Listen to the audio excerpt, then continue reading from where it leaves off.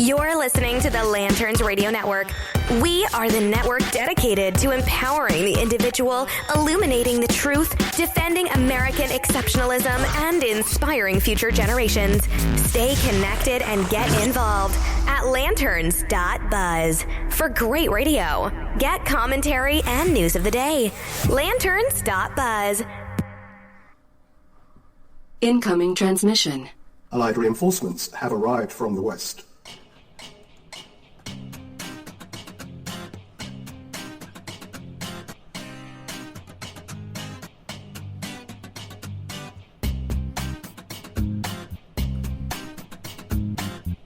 Highly caffeinated, typically vindicated, often imitated, and never duplicated. This is the HoloNet Podcast on the Lanterns Media Network. I'm your host, Matt Holloway, and the new conservative resistance begins right here, right now, with you.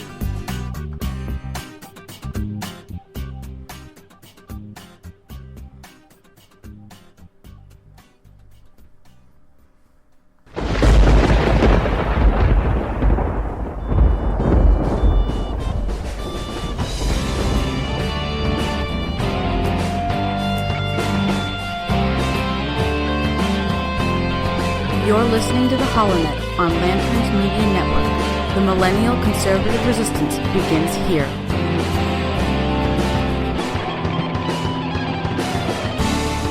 Good evening, everybody. That's right. The new conservative resistance does indeed begin right here, right now, with you. You are listening to the HoloNet Podcast here on the Lanterns Media Network. It is Sunday, August the 12th, in the year of our Lord 2018.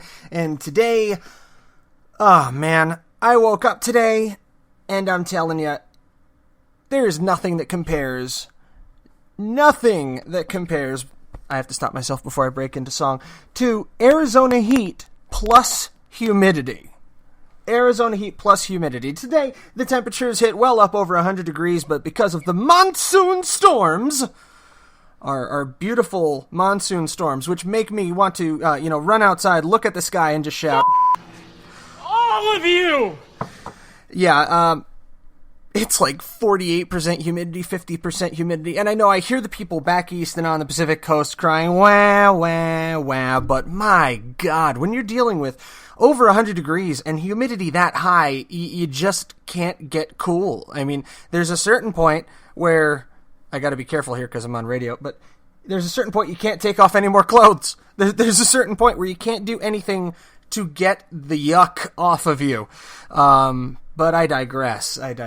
Anyway, today is an auspicious occasion where, conservatives and libertarians the country over just kind of look down and shake their heads because the idiots that make the rest of us look bad are at it again. That's right. The white nationalists out on the East Coast today hosted the Unite the Right 2 rally, and even Fox News has got nothing good to say about this one. There is no redeeming value to this organization whatsoever. This Unite the Right march has triggered tension, Antifa clashes, and hundreds of counter-protests, according to Samuel Chamberlain at Fox News. And apparently, the 100 to 400 people who were expected to attend was far fewer in number. Really what this was an opportunity for the left, for your Antifa, for your socialists, to get together and say we're better than everybody else. Because, let's put it this way, these are white supremacists. And I'm sitting here with my hands up going, yeah, I might give Antifa and the socialists that one. I still think they're better than white nationalists. Because I have absolutely nothing but disdain in my heart and on my tongue for anybody who is a racial nationalist. And that cuts across all cloths. That goes to white nationalists. That goes to black nationalists. Because, yeah, that's a thing, by the way. Look it up. Black Panthers are a black nationalist organization, just for the record. But any organization that is nationalist and says, we want this chunk of land for this color, as far as I'm concerned, you're friggin' idiots. This chunk of land for this melanin count, this pigmentation. As far as melanin count is concerned, it might as well be flippin' midichlorians from Star Wars, because it is that much of a fictional gosh damn difference, okay? Nationalism has got absolutely all to do with the color of your skin. I'm going to repeat that for the people taking notes. Nationalism has got nothing to do with the color of your skin. What nationalism has to do with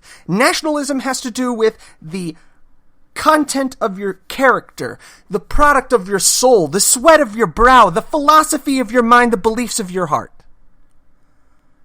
Are you American? Yes or no? If the answer is yes, you are my countryman. If the answer is no, you are not my countryman.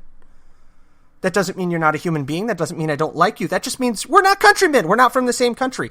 Therefore, from a nationalistic perspective, I am not obligated to treat with you in the same fashion that I would my countryman, my neighbor, my friend. Can you have friends from different countries? Of course, but it's different when you're countrymen.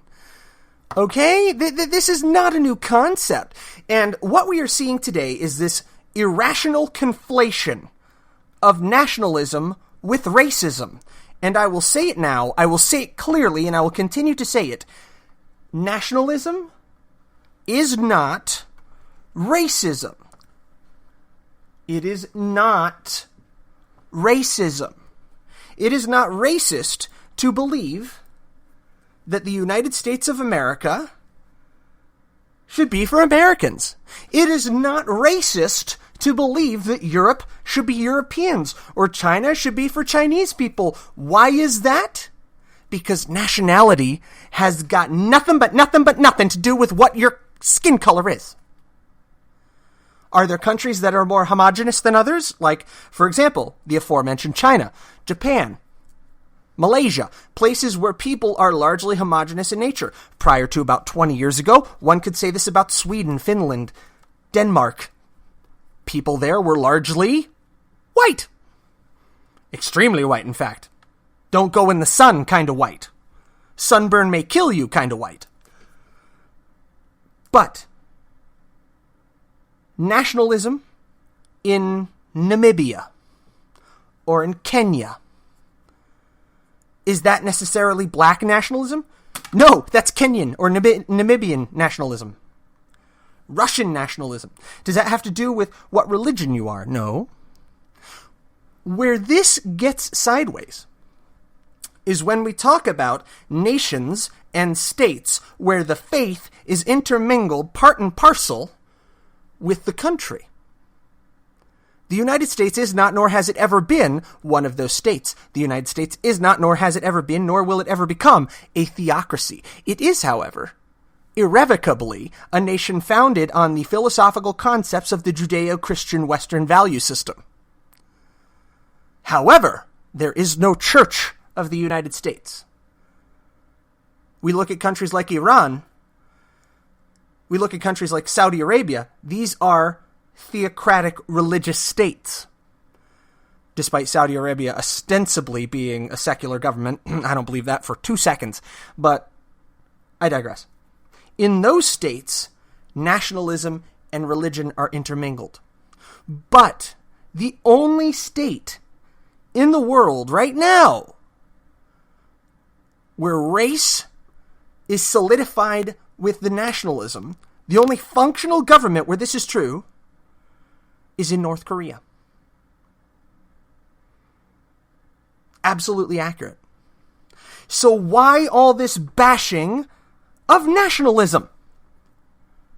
Because all you see today, nationalists, talking about Eastern Europe. Eastern Europe is seeing a revival of nationalism. People are saying, from Italy to Hungary, the Trumps of Europe are rising to power. This comes from In These Times. Across the European Union and the United States, the far right is stroking ethno-nationalist sentiments and ginning up hatred of immigrants. I want to clarify, ethno-nationalist sentiments? That is 100% high-grade bull. That is bollocks that the right is stoking ethno-nationalist sentiments. Because Americans specifically come in every color of the gosh dang rainbow.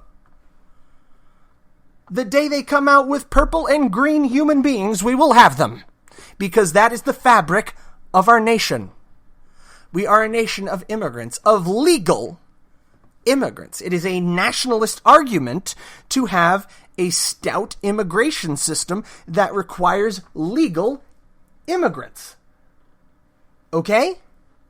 This is not an ethno-nationalist sentiment, as the author and In These Times, Mr. Joel Blyfus, I'm sure I'm pronouncing that correctly, tries to contend. But he goes on. On June 8th, Austrian Chancellor Sebastian Kurz, who we've mentioned before, shut down 7 mosques. On June 13, he called for a creation of the ominously titled Axis of the Willing to stop, quote, illegal immigration. By the way, illegal immigration shouldn't be in quotes. That's a thing that exists.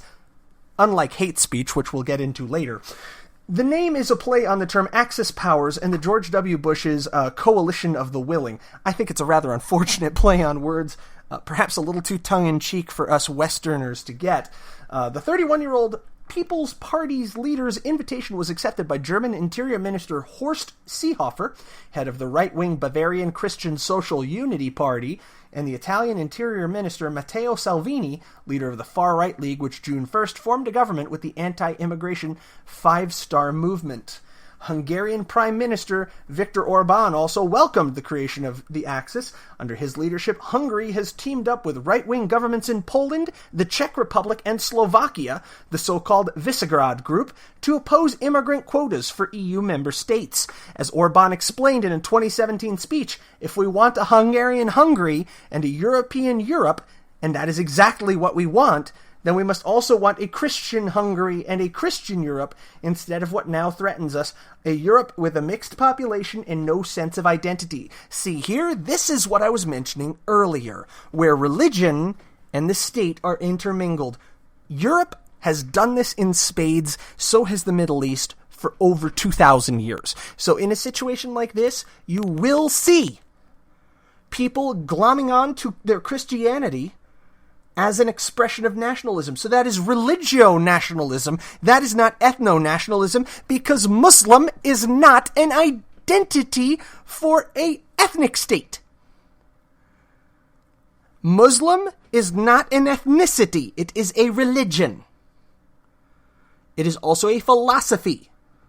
So if your philosophy is interbred with your concept of politics and governance, as in most Islamic states as required by the Quran, versus states that have traditionally interwoven Christian values and Christian hierarchies and relationships into their state, such as Hungary, Czech Republic and Slovakia. Apparently I had an old globe in college. And the other members of the Visegrad Group have historically been Christian holdouts. They were states that were constantly under threat of invasion by the Ottoman Turks throughout the early thousands. So 1100, 1200, 1300, Middle Ages, Vlad the Impaler. Folks, this is the kind of crap that they're used to in Eastern Europe. This is why we are seeing a rise of nationalism in Eastern Europe. Because there are two threats to nationalism in Eastern Europe, to their national identity that this group of countries has weathered in the last 1,000 years. One, they fought off invasion from the Ottoman Turks and the Caliphate longer than anybody else, and more successfully than anybody else as well, I might add. The Carpathians held out forever. Okay? So these are some tough folks. And actually, it's 3 times. Number 2, Nazism tried to crush nationalism in these nations. Tried to put them under the jackboot and the heel of Germany. And 3, communism tried to erase these countries from the map, but they have persisted today through the power of their own national identity because their patriotism just won't die. So these countries need to be the canary in the coal mine.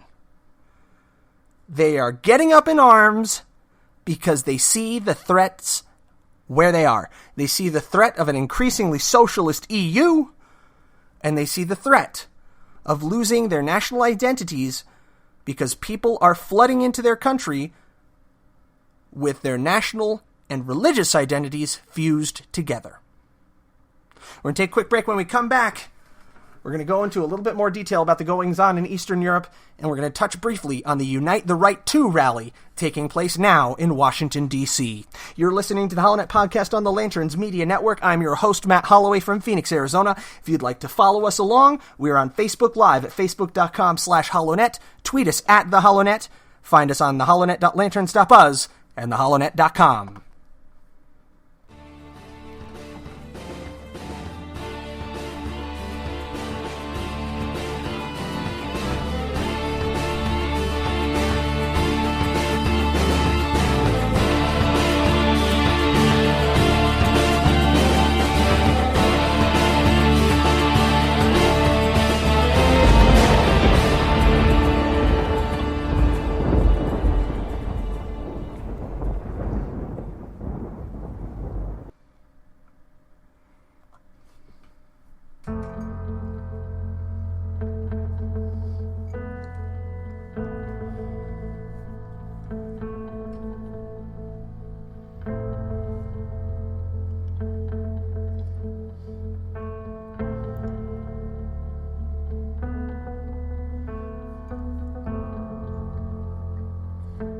I see people coming together not for divisiveness of party or for dichotomy of thought, but for unity in principle. In the principles that founded our nation, that all men are created equal and are endowed by their Creator with certain inalienable rights, life, liberty, and the pursuit of happiness.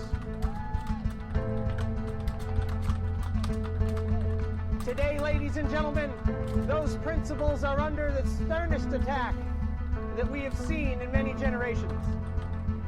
It has become a crime in this nation nearly to express a difference in opinion from what is held by your party to be doctrine, from what is purported by the media to be truth.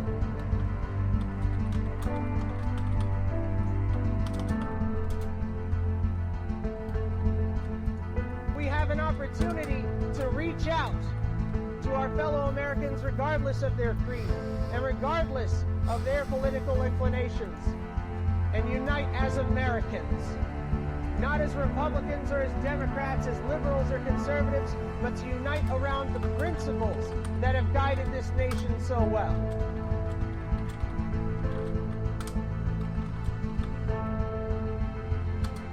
I've covered a lot of stories,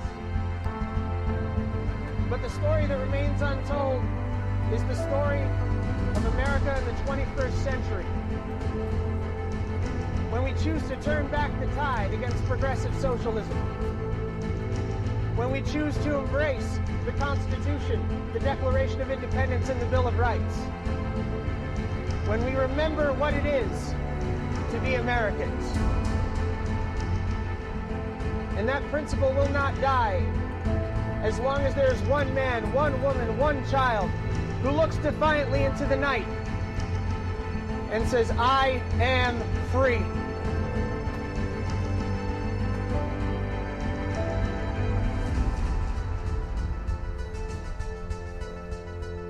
You're listening to the HoloNet podcast on the Lanterns Media Network. The new conservative resistance begins right here, right now.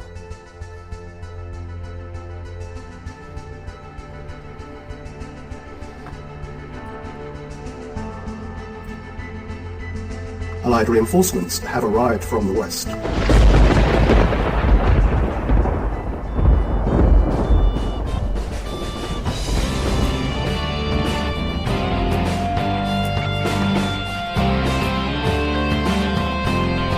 You're listening to the HoloNet on Lanterns Media Network. The millennial conservative resistance begins here.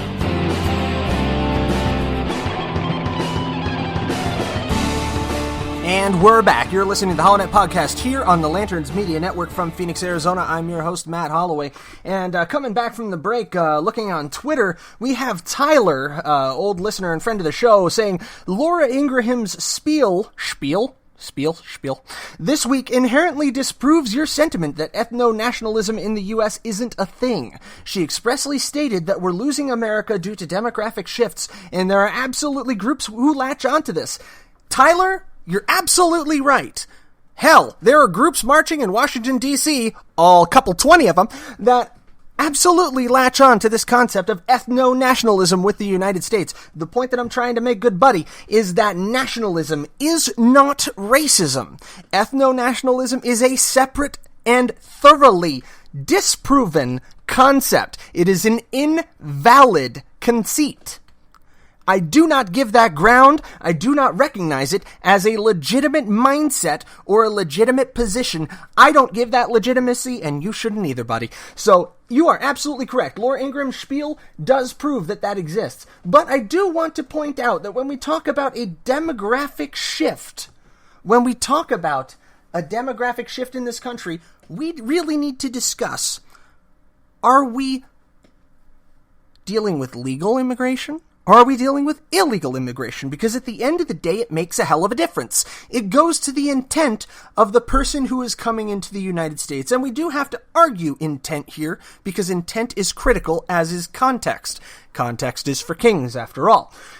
So when we look at people who are coming into the United States, are they coming into the United States with the intention of joining the American culture and improving it and becoming part of the melting pot, or are we talking about becoming part of the salad? Because a salad, you have things that are mixed together but are still inherently themselves.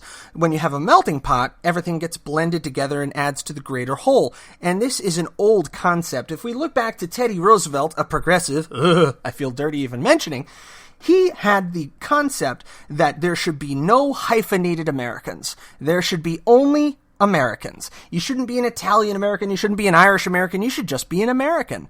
And we have gone very much the other way, where you have enclaves within our country that are maintaining their cultural individuality and contributing to the overall greater cloth of the American nation, and I agree with that. There are two ways to go about it, though. You can create cultural enclaves, which are single language, where you have not adopted the language and the culture of the parent country, such as in France, where there are areas where all of the billboards and signage, for example, are in Arabic. Or you can talk about Chinatowns, which prop up in cities all over the country and have over the last 100 years, where the signage is in Mandarin. Is the signage in Mandarin and English? Talk about South Phoenix. Is the signage in English and Spanish? If it is in English and Spanish, I would say that's probably a step in the right direction. If the signage is predominantly just in Spanish, because we're talking about a cultural enclave, which is not at all blending with the greater overall culture of the parent nation, I think we have an issue. So, when we talk about ethno-nationalism is an invalid concept. When we talk about demographic shifts that are coming in and the need to control demographic shifts, that is a function of regulating immigration. We've regulated immigration for the entire history of this country, and illegal immigration is an issue. It is a problem when we have people who are coming into the country who may or may not be expressing a willingness to actually become American citizens. Becoming an American citizen is a great personal dedication. It is a great effort, it is a great expense, and it shows an extreme desire to become an American citizen. So I would be open to question, do we have people who want to become American citizens to be American citizens? Or do we have people coming into this country who want to be Mexicans in America? Do you want to become an American of Mexican descent, or do you want to become a Mexican in America? And I think that's the important question that we need to ask that is getting missed with Laura Ingraham's spiel, and I think that is the only valid positioning of the demographic split, of people becoming alarmed at the demographics. I think that is the only valid argument when you become alarmed at the demographics and the change in our culture that Laura Ingraham seems to espouse. Now, I'm not going to try to explain away what she said, because that's not my job. I don't work for Laura Ingraham. I don't even listen to her or watch her, really. But that is the only valid question I can pick up out of that. Is, are these people contributing to our culture in a way that enhances it? Or are they creating insular enclaves of their own culture within America. Because America has traditionally benefited from the introduction of immigrant cultures into our nation. I grew up back east. I grew up back east in Jersey, where you can get basically any kind of ethnic food you could possibly dream of. I mean, you can get Indian food, you can get like Ethiopian food, anything. And I realize I'm bringing it back to food. What do you want? I'm a fat guy. This is the way I think. And this is the way that a lot of people are first introduced into the greater whole of the American populace. My hometown, Carteret, New Jersey, 4.5 square miles, population 27,000. One supermarket, by the way, had an annual festival. I think it still goes on right now. I'm going to have to reach out to Mayor Dan Ryman and see if it's still going on, called Ethnic Day. And I looked forward to it every single year. Why did I look forward to it every single year? Because I could go to the Jamaican booth because we had Caribbean people who lived in our town, and I could get Jamaican beef patties. I could go to the Ukrainian booth, and I could get Ukrainian food. I can't think of one off the top of my head. I could go to the Polish booth because I was related to a lot of Polacks, and cabbage and noodles and pierogies, as far as the eye can see. Cabbage and noodles, cabbage rolls. I like Polish food. That's kind of what I grew up with. You can go to the Italian table, you get Italian food. Every different type of nationality, you could go to a booth and get some of the food. It was a way for the town to celebrate the different ethnicities that had come to live in Carteret and had contributed to that melting pot. I went to a very big high school. And a very diverse high school. We had a lot of black students, a lot of different South American, Central American, Caribbean. I'm not going to say Hispanic because people lump that up. These are different cultures, man. But whole bunch of different cultures. Eastern European, Slavic people, Spaniards, Africans from Africa. And I loved the fact that I was steeped in all of these different ethnicities and all these different cultures, but they all shared the same thing. They wanted to be American. They didn't want to have this insular little 5-block radius where it was just people that looked like them, talked like them, acted like them. And I don't think that's a healthy model.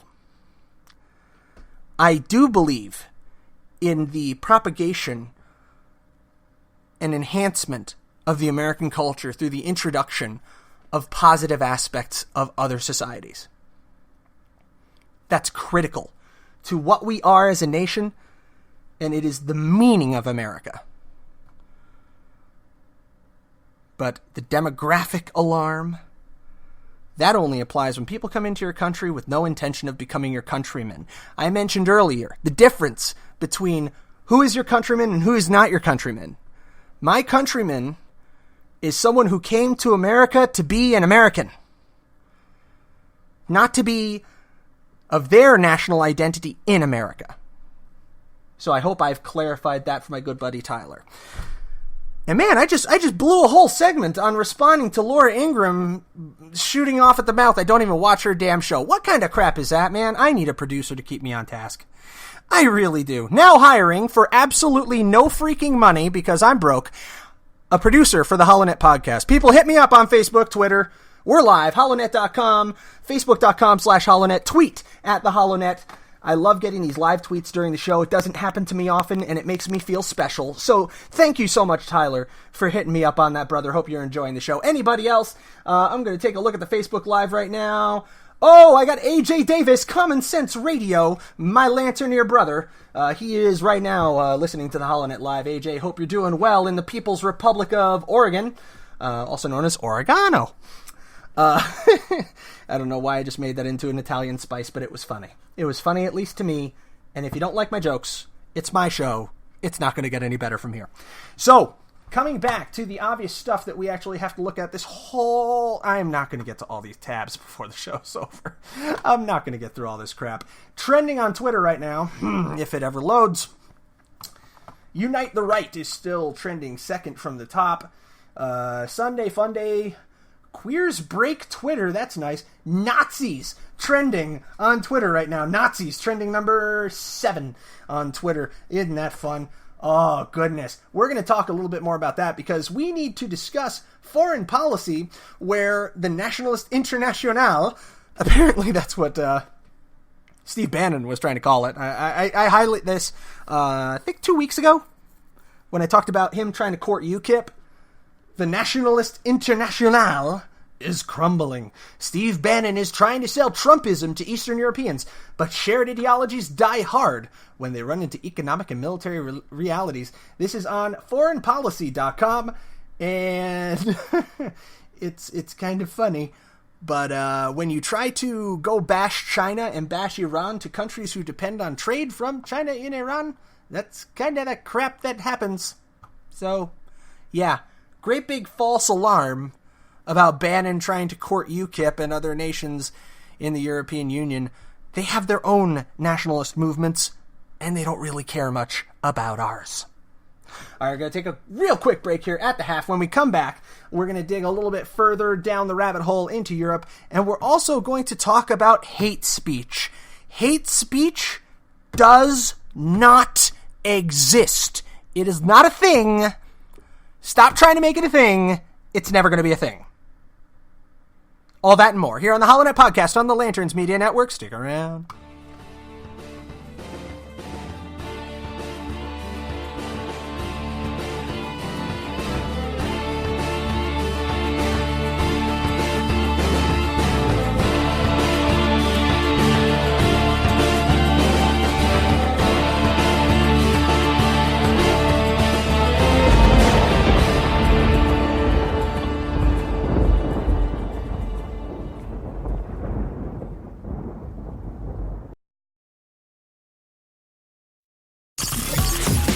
You're listening to the Lanterns Radio Network. We are the network dedicated to empowering the individual, illuminating the truth, defending American exceptionalism, and inspiring future generations. Stay connected and get involved at lanterns.buzz. For great radio, get commentary and news of the day. Lanterns.buzz.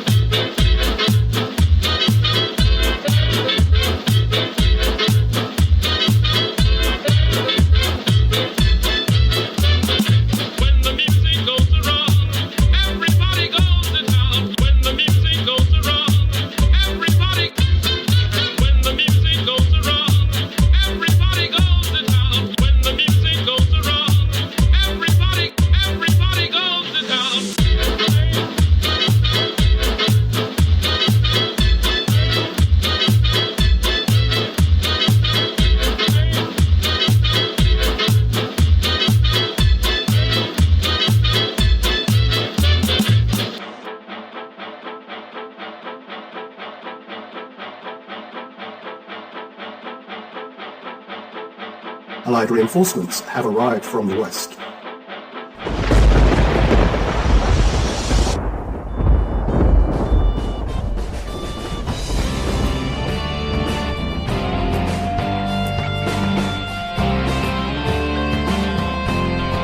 You're listening to the Holonet on Lanterns Media Network. The millennial conservative resistance begins here.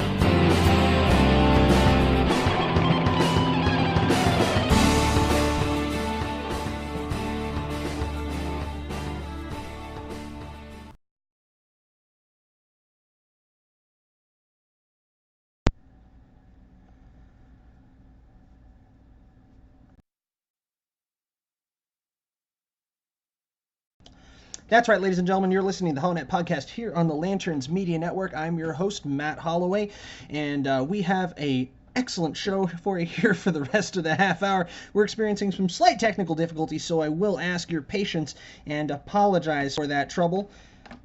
What in the world? Seems we're losing the live stream here, and all heck is breaking loose here at Holonet Studios in beautiful Phoenix, Arizona. So again, folks, I am going to apologize for the slight interruption here and the slight loss of audio quality, but the show must go on, as they say, and thus we shall. So, taking a look at Steve Bannon's current situation, the Nationalist International is crumbling, and that mainly has to do with people having a little bit of an issue with their primary trade partners being targeted by American policy. Now, this story here on the foreign policy goes to Bannon's messaging, echoing much of the rhetoric in the region that's becoming a beacon for the radical right, xenophobic resistance to immigration, ooh, big word, and what it considers the European Union's cultural Marxism, despite the fact that the European Union is ostensibly culturally Marxist. Yeah, figure that one, folks. So, Steve Bannon's plan is falling apart. I think most of us were a little bit ready for that to begin with. However, one thing certainly bears a bit of consideration. These nations in Europe, they have a whole different set of rules to play by. So most of them have a much harder time capitalizing on their own national identity because of hate speech. Hate speech does not exist. Hate speech is not a thing. It's never going to be a thing. Simply because hate speech is not singled out under the Constitution of the United States. Hate speech is not pointed to in any way, shape, or form in our founding documents as being more problematic or more of an offense or a source of illegality. Indeed, there is no hate speech. We go to the Federalist. Sorry, college kids, there's no such thing as hate speech. Great editorial by John Daniel Davidson. This is from April 20th, 2017. For the sake of campus protesters and their professors across the country, it's time to make something clear. There's no such thing as hate speech. Should go without saying, since freedom of speech and free inquiry is supposed to be what college is all about, but recent spate of violent protests from the University of California at Berkeley to Middlebury College in Vermont have been met with a collective shrug from an alarming number of college students, professors, and administrators who seem to be under the impression that violence is okay as long as its purpose is to silence hate speech. A lot of people forget that free speech is the critical tool of inquiry in this nation. Without free speech, without the ability to utter things which may be offensive to other people, a representative Republican government cannot work. And it was reassuring to me to even look to the LA Times in June 8th of 2017. Actually, hate speech is protected. Nice picture of Milo Yiannopoulos on here. Look at his smiling face. Free speech has its limitations are on Americans' minds. Here's the thing. Free speech does not have a logical limitation. The Supreme Court set forth that you cannot use fighting words. You cannot engage in dangerous speech, which is like screaming fire in the middle of a crowded room. You know, you can't do that. But in all other respects, there is no limitation to freedom of speech. So, folks, you have to remember, you have to take it to account that there is no freedom of speech limitation. And that the freedom of the speech which offends us is the speech that we must defend the most strenuously. We have to defend speech which we deem to be offensive.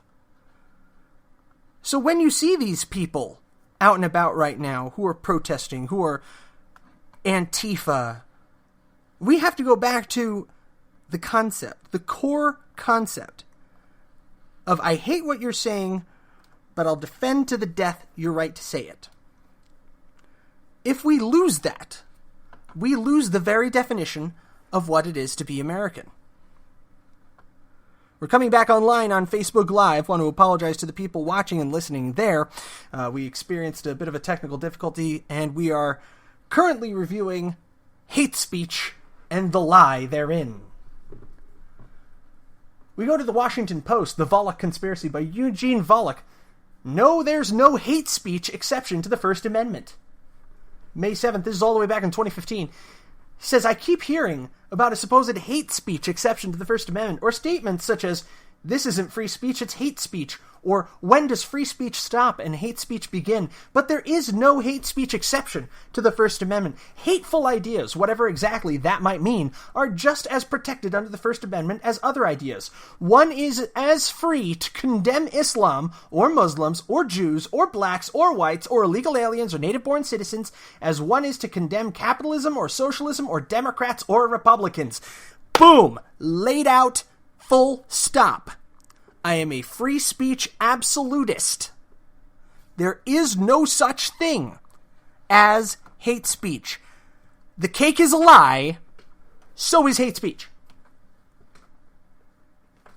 Right now in Europe, in the UK, hate speech is a thing that exists. It is speech that other people find hateful, and there are dire consequences for people who engage in it. Freedom of speech in Europe is at the mercy of the state. It is whatever the state considers to be unharmful. We cannot allow that concept to take hold here in the United States. We simply cannot allow it, which is why I am very glad that the protest, the Unite the Right 2 rally, was allowed to move forward today. I'm glad that those white nationalists were allowed to move forward with their plans to march on Washington, D.C. Because it didn't accomplish very bloody much, did it? Couple dozen people. That's it. I mean, we go to the Twitter. Go to the latest, right here. Attendance might be low, but we can learn a lot from the rally, according to Vox. We can go to the latest. Let's see if they have a count up. Oh God, I hope they have a count.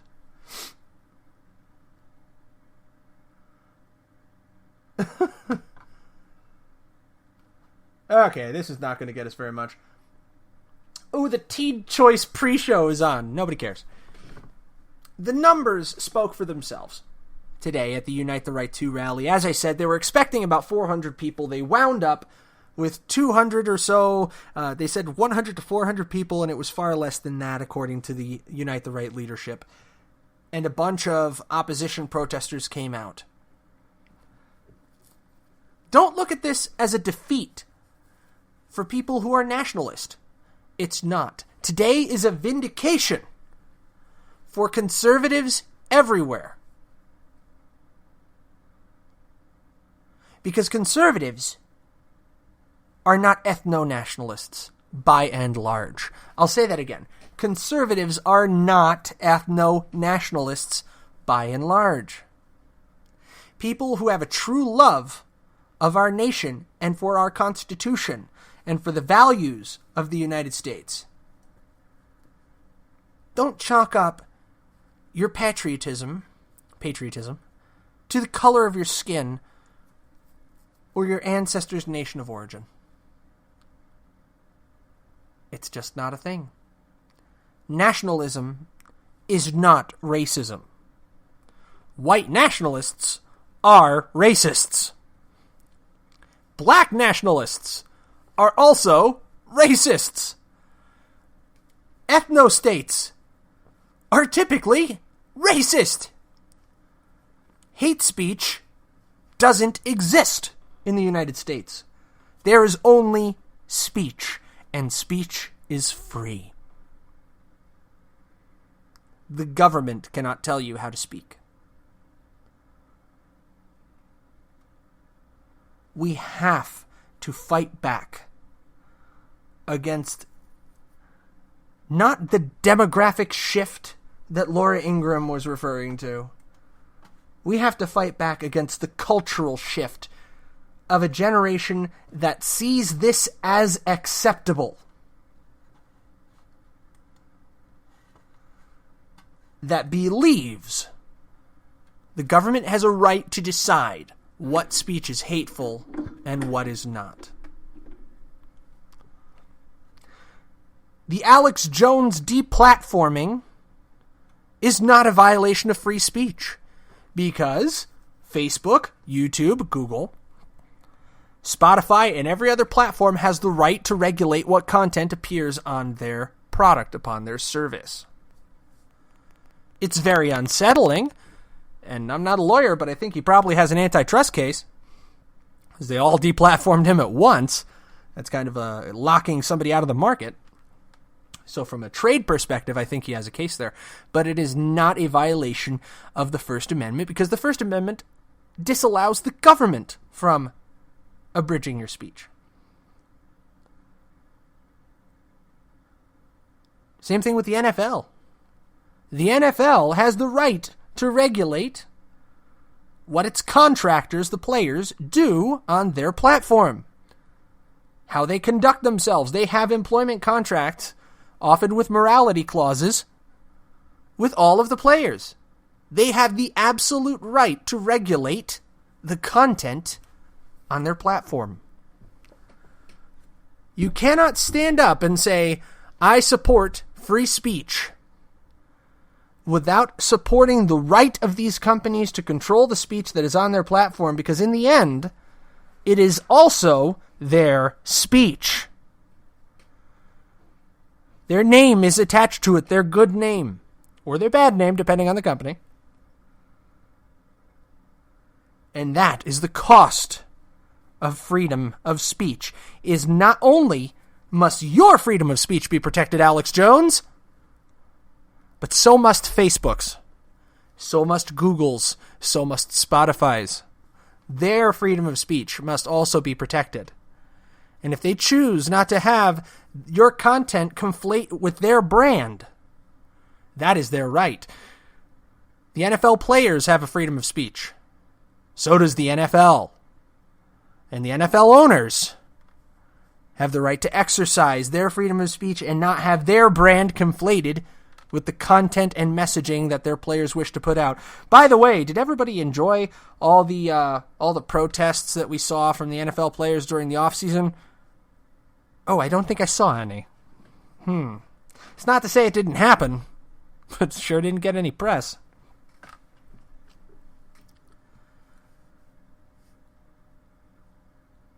At the end of it all, being an American is loving this country and being a part of it legally, being a citizen. There are laws on citizenship.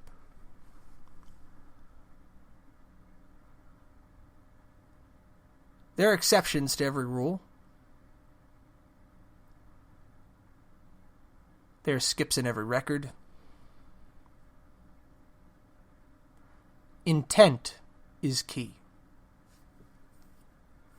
And if you intend with all your heart, and with all your mind, and with all your bodily effort to become something, truly nothing can stop you.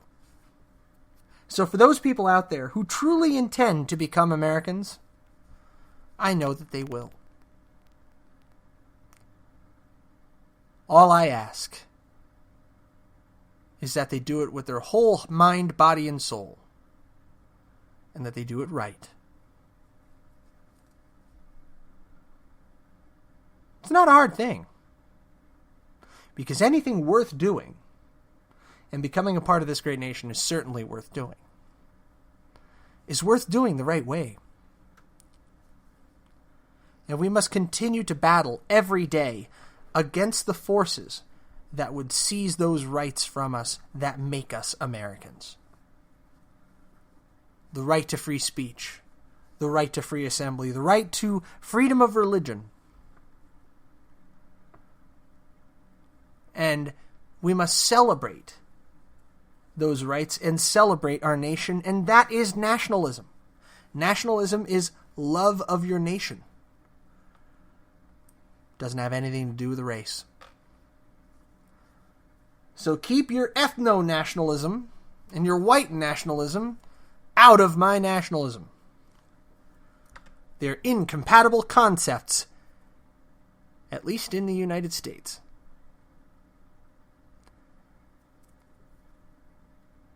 Taking a look into Twitter and what's trending. Go for a refresh there. Unite the Right 2, still trending. Teen Choice trending. Man, that's really interesting. Tiger, what's going on with this? Tiger Woods? Yeah, geez. Tiger Woods. Still don't care. It's golf. Ugh.